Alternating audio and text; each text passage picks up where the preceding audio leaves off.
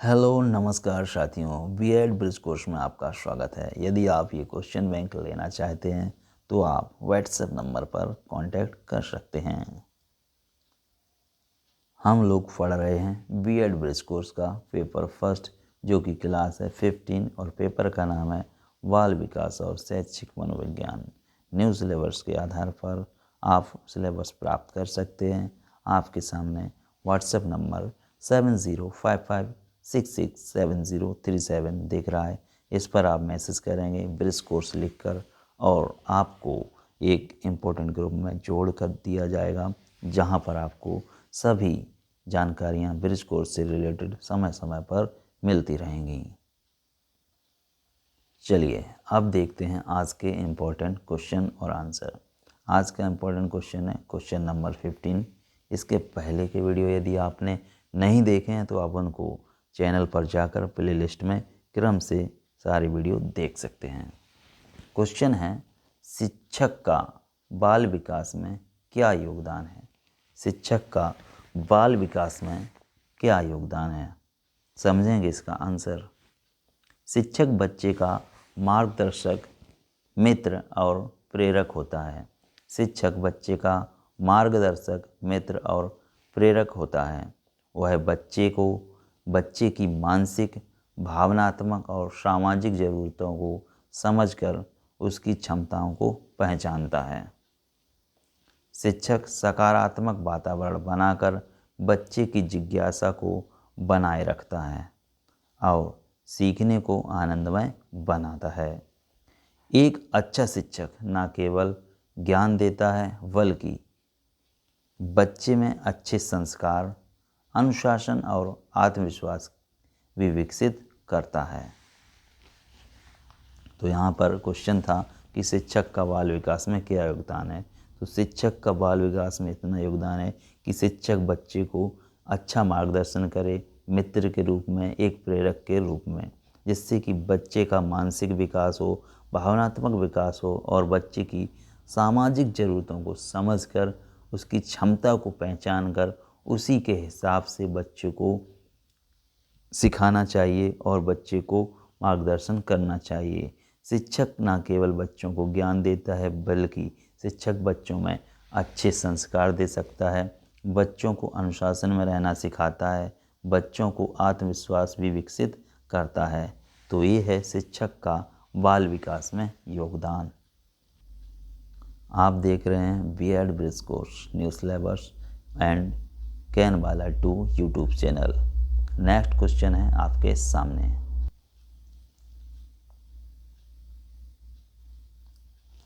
बाल केंद्रित शिक्षा क्या है? क्वेश्चन क्या है?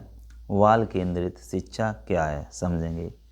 बाल केंद्रित शिक्षा का अर्थ है ऐसी शिक्षा जिसमें बच्चे की रुचि, क्षमता और अनुभव को प्राथमिकता दी जाए। शिक्षक केवल मार्गदर्शक की भूमिका निभाता है, जबकि सीखने की जिम्मेदारी स्वयं छात्र पर होती है। यह शिक्षा करते हुए सीखना अनुभव आधारित, अधिगम और सहभागिता पर आधारित होती है। इससे छात्र स्वतंत्र रूप से सोचने और निर्णय लेने की क्षमता विकसित करता है।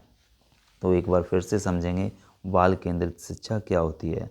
बाल केंद्रित शिक्षा का अर्थ है एक ऐसी शिक्षा जिसमें बच्चे की रुचि के अनुसार हो, बच्चे की क्षमता के अनुसार हो और बच्चे की अनुभव के अनुसार हो। ऐसी शिक्षा बाल केंद्रित शिक्षा होती है। शिक्षक केवल मार्गदर्शक की भूमिका नहीं निभाता है बल्कि शिक्षक उसे ये भी बताता है कि कैसे संस्कार देने हैं। शिक्षक सीखने की जिम्मेदारी स्वयं छात्रों पर डालकर छात्र इससे अच्छे सीख सकते हैं और करके सीख सकते हैं। अनुभव आधारित, अधिगम और सहभागिता पर आधारित शिक्षा बाल केंद्रित शिक्षा होती है। इसके साथ छात्र स्वतंत्र रूप से सोचने और निर्णय लेने की क्षमता विकसित करके अच्छे से सीख सकते हैं और ज्ञान अर्जन कर सकते हैं। नेक्स्ट क्वेश्चन है क्वेश्चन नंबर 17। देखिए क्या है। सतत और समग्र मूल्यांकन क्या है, यानी कि CCE। सतत और समग्र मूल्यांकन क्या है, समझेंगे इसका आंसर। CCE का अर्थ है निरंतर और संपूर्ण मूल्यांकन। CCE का अर्थ है CCE का अर्थ है निरंतर और संपूर्ण मूल्यांकन। इसमें केवल परीक्षा के अंकों पर नहीं बल्कि बच्चे की संपूर्ण प्रगति पर ध्यान दिया जाता है। यह मूल्यांकन साल भर चलता है और बच्चे के व्यवहार, रचनात्मकता, सहभागिता आदि को भी परखता है। इससे विद्यार्थियों का परीक्षा का तनाव कम होता है और शिक्षक को बच्चे की कमजोरियों को समय पर सुधारने का मौका भी मिलता है। अगला क्वेश्चन है, समावेशी शिक्षा क्या है? इंक्लूसिव एजुकेशन क्या है? चलिए जानते हैं इसका आंसर। समावेशी शिक्षा क्या है, समझेंगे। समावेशी शिक्षा वह व्यवस्था है जिसमें सामान्य और विशेष दोनों प्रकार के बच्चे एक ही विद्यालय में पढ़ते हैं। इसका उद्देश्य हर बच्चे को समान अवसर देना है, चाहे वह शारीरिक या मानसिक रूप से भिन्न क्यों ना हो। इससे विशेष बच्चों में आत्मविश्वास बढ़ता है और सामान्य बच्चों में सहानुभूति का सहयोग की भावना विकसित होती है। शिक्षक को इस व्यवस्था में लचीला और संवेदनशील होना चाहिए। तो हमने क्या जाना? हमने जाना समावेशी शिक्षा एक ऐसी शिक्षा व्यवस्था है जिसमें हर एक बच्चा, चाहे वो समान हो चाहे वो विशेष बच्चा हो, सबको एक ही विद्यालय में समान रूप से शिक्षा दी जानी चाहिए।